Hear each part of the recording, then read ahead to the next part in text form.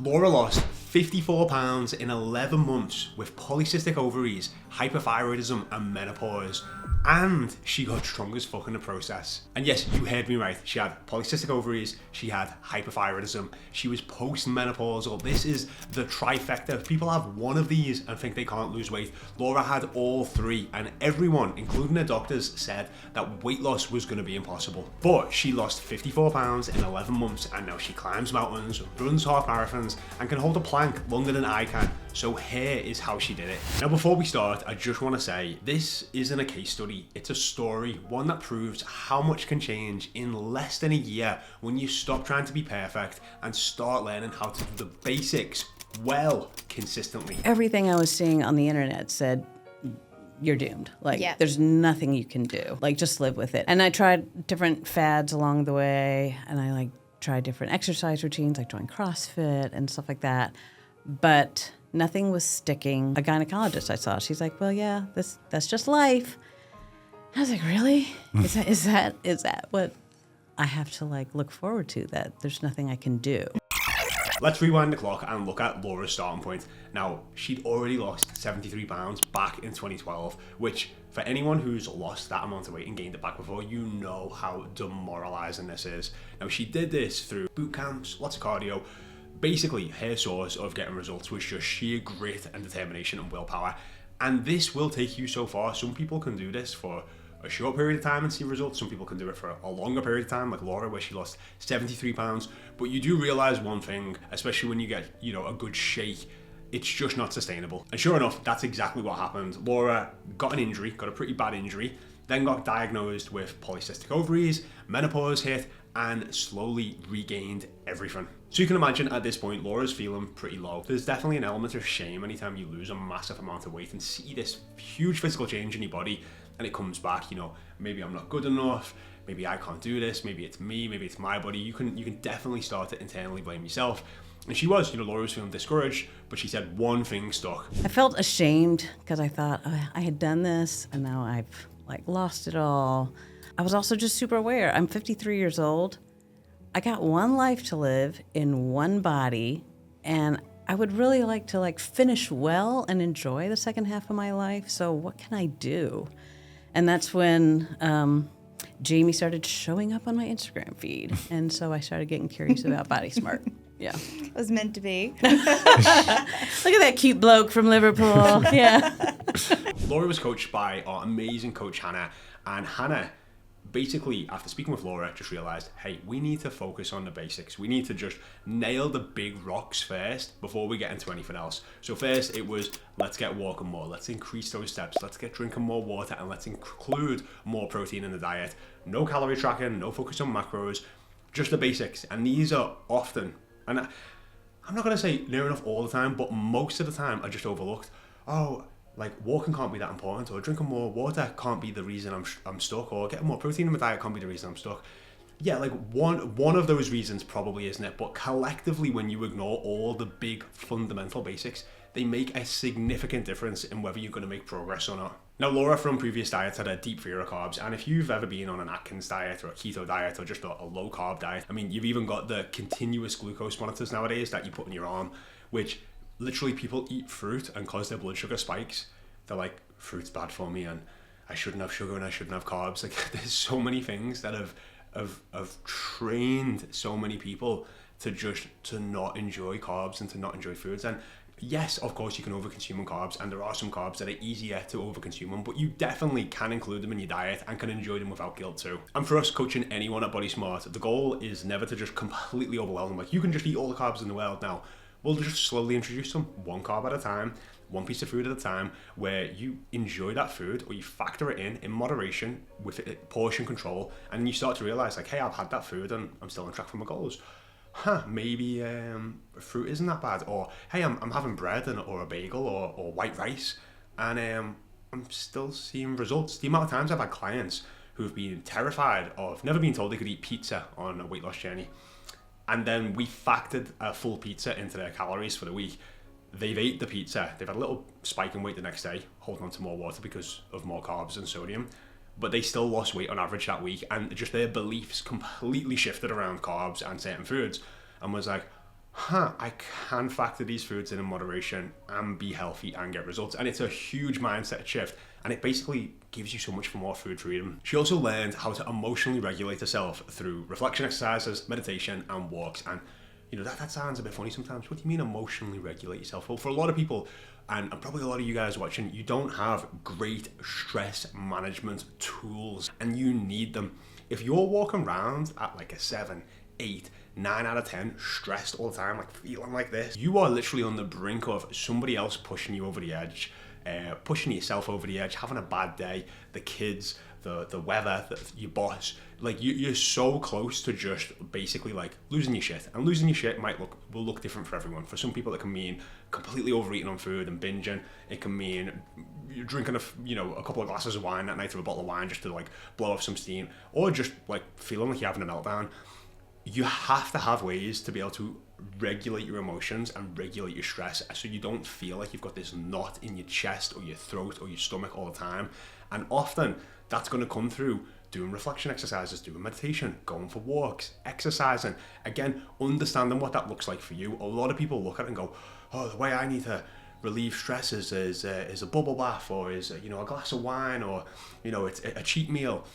And again, those things can be fine in moderation, but if you're having like 2 glasses of wine every night to de-stress, and then that negatively affects your sleep, and then you wake up tired, and then that affects your day, and it has a negative compounding effect. We have to find ways where you can manage your emotions and manage your stress in a healthy way, so it gives you energy. When I do a workout in the morning, I literally feel like I'm brushing off yesterday's stress. Like the sweat coming out of me feels like I'm just leaving the problems from yesterday in yesterday, and I'm able to bring a new fresh version of myself. It doesn't matter what this looks like, you've just got to find what it looks like for you. And something that massively helped Laura with her success and continued success throughout her whole weight loss journey is that she prepped and planned the night before. This increases adherence. I don't know what the percentage is, but it's ridiculous. I didn't want to have to think. Ultimately, I wanted to take all the decision making out, so I'd make all those decisions ahead. And then like the night before, like I was telling you, like I'd pack my gym clothes, I'd pack my work clothes, I'd pack my meals. So at 5:30 in the morning when I was walking out the house, I don't have to even like my brain be on. You can just execute the day. I literally just pick it up and walk out to the car. I feel like that's like, there's definitely a hack for your health and wellness and food and diet, but it's actually just like a hack for just it's a hack for life. Yeah, for life. It really is. Yeah. If you've ever heard of decision fatigue, it's basically where you basically run out of how many decisions you can make in a day. And by doing the decision making the night before, by planning in your proteins, planning in your food, knowing what you're going to have, so when you get up, you've just got to get up and go. Your food's there, the decisions have been made, it hits the calories, it hits the macros, it hits your fiber, sugar goals, whatever it is, and you just get to go. You get to be reactive to the day, but you've been in control of your food because you've prepped the day before. And Laura, as all of our clients do, she tracked the food in the beginning because you want to be able to control the controllables. Now, tracking food is not something you need to do forever. It is a tool that you use to learn skills, and then once you have those skills around food and that education around food, you can let it go. That's what all of our Body Smart graduates do, is that once they are proficient and efficient with food and food management, they don't need to track the food anymore because they've got it. Now, if you're unsure what your calorie or protein goal should be, we have our free calorie quiz, which takes about 30 seconds to fill out. If you check the link in the description, you'll be able to input your details, take a mini quiz, and you'll get your unique calorie and protein goals, whether that's for maintenance, weight loss, or extreme weight loss. So let's just get into the nuts and bolts of why this worked for Laura. Now, you may have heard the famous saying, which is, we do not rise to the level of our goals, but we fall to the level of our systems. And this is because lots of people watching this video have had a goal of losing 50 pounds. So why was Laura able to lose 50 pounds and other people weren't? And it's because of the systems that they have in place.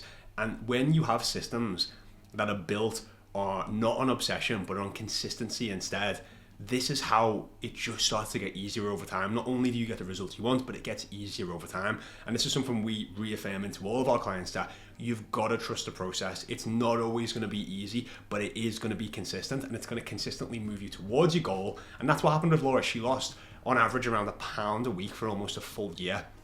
And this wasn't being perfect, it was just being consistent and using the right systems and habits and developing the right skills so she would continue to see success, not just when she hits a goal, but long after that. You didn't have a goal explicitly Oh, voiced. yeah. So that was my skepticism when I came into it. I think my mindset of like, well, how much can I lose with menopause? And, like, I wasn't The even doubt. sure if it was even possible. Right. So I'm like, I'll be happy with whatever I can get. Yeah, I had a number in my head. And what was interesting, when we were approaching that number, I did have this like plateau. And normally I was doing pretty steady, but then it just like hung there for a while. And I realized, I think it's that belief. Again, my mind did not believe I could go past it. And then I finally told Hannah, I said, we're at where I wanted to be. And I find it really interesting that it has stopped. And I think it's because I don't believe I can go beyond this. Were you even sabotaging yourself a little bit? Yeah, that was the weird Not thing. consciously. Not consciously, Yeah. yeah. I think my brain was just like, and this is as far as you can go. This is actually probably one of my favorite parts of Laura's story, is because she hit a plateau right at her old weight. Now, not because her body couldn't lose any more weight or something just magically had changed, but the mentality that she couldn't go past it, it became a limiting belief. And, Laura had polycystic ovaries.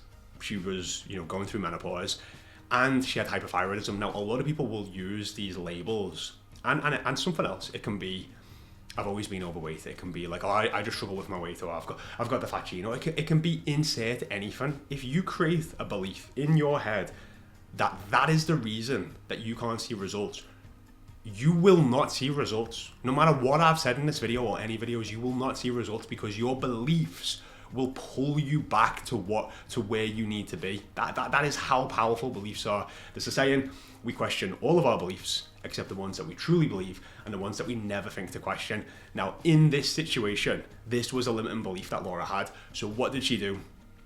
And with her coach Hannah, she named the belief. She was like, hey, this isn't going to stop me from getting to where I need to go. She named the belief and she said, I am willing to change how I think about this and what I believe. And then what happened? So we talked through it. And I think even just naming it and putting it out there and saying it, we both were like, all right, so it's a belief thing. So what if I believe that I can go further? And then I lost like 10 pounds past that. Amazing. Crazy. It was crazy. It shows you just how powerful the mind is. Well, it's like, was it Henry Ford said, whether you believe you can do it or you can't, you're right. Laura is now still 54 pounds down over a year and a half ago. She doesn't track food anymore because she doesn't need to. She's got the skills. She eats in a way that feels normal because the habits are locked in. She's got the right systems in place, the right skills. It's become easy. It's become easy and automatic for her, isn't that the dream? Like, not only do you hit your weight loss goal, not only are you maintaining your results, but now it's just become automatic and easy. Isn't that the dream? Isn't that what everyone wants who's looking to lose weight? And it is a possibility. It's not just for these genetically, modified, gifted people out there who would just seem to be like magical unicorns. No, you can 1,000% get there with the right coaching, with the right skill acquisition, and making sure that you're moving towards your goal on the right path. And then to top it off, she's got amazing blood work. She went and seen a doctor, got her bloods done again. She's reversed fatty liver disease. The doctor said she's got an elite heart rate level, which is amazing, and her cholesterol's improved. And now she's also coaching at the same gym that she used to hide in the back of. So what does all of this prove? Well, consistency beats perfection every single goddamn day of the week. If you are perfect for a month and then something rocks you and you fall off track and you just gain all the way back, like, what was the point? Like, being perfect didn't actually get you anywhere. You're like, oh, I was losing weight really fast. Like, it's not fast. If you continually yo-yo, none of the results were fast. It's probably the slowest and worst thing that you can do. The thing that you can be consistent with for a long period of time. In fact, the rest of your life, because your health is something, if you don't use it, you lose it. So you have to find ways of being consistent. It also shows that tiny changes equal remarkable results. Getting 1% better every day. We keep saying this, get 1% better every day. Laura lost £1 a week. When I tell some people, yeah, you're going to lose on average £1 a week, they kind of roll their eyes at me. That's not very fast, Jay. I've lost £5 in a week before. I've lost £10 in 2 weeks. And it's like, okay, well, how's that working out for you? Because we're having this conversation because you've been yo-yoing for the past 20 years of gaining and losing the same 40 pounds. So again, you've got to reframe how you think about this. Flexibility beats restriction. Having a flexible, educated approach where you feel empowered by the decisions you make around food is going to beat restriction every single day. When you've got an on-plan, off-plan mentality and you don't feel empowered to make your own food choices, I mean, what kind of life is that? For me, food is one of the few joys of life that you can enjoy every single day. I had a client called Lynn, and she said, Jay, you know what diet actually is? It's delicious intake every time. And I was like, you know what, Lynn, love that. Who doesn't love having food? We're all like, I don't know people who aren't foodies. Like, I think we all love our food. So you want to have that freedom and empowerment around food to make empowered and informed decisions, not being restricted on an on-plan, off-plan mentality or we can't eat carbs. That systems and beliefs beat motivation. Motivation is finite, it comes and goes. The systems, the habits, and the right mindset are going to stay for good. And lastly, you don't have to be confident to start, but you do have to start to become confident. Evidence is what makes you confident. By proxy of starting and taking steps and seeing results and having evidence that you do what you say you're going to do and building the right systems, this is ultimately what is going to build trust and confidence in you and in Laura. That is what ultimately will change everything. So for all you perfectionists that are watching and are really using perfection as a way of procrastinating from actually getting started, you've just seen that Laura's story proves that you don't need to be perfect to lose weight. She didn't get everything right. She just got good at doing simple things over and over again. The healthy, sustainable habits that naturally lead to weight loss and fat loss, not just for a short period of time, but for life. And this is exactly what we focus on in Body Smart Coaching. We're not giving you the next diet plan or the next training plan. We're actually helping you build habits and skills that work into your actual life because we want you to get results that last a lifetime. So if you want to lose 5 to 10 pounds a month working with the same team that helped Laura get her life-changing results, you can apply for coaching by going over to bodysmartfitness.com or clicking the link in the description. And if you want to learn more about Laura's story, she did come on the podcast. We did get her to Liverpool, and we have got a full episode of her on the Body Smart podcast. She goes in depth on here in her history, her struggle, how she transformed the habits with Body Smart, and how our coaching ultimately transformed her life. Check it out.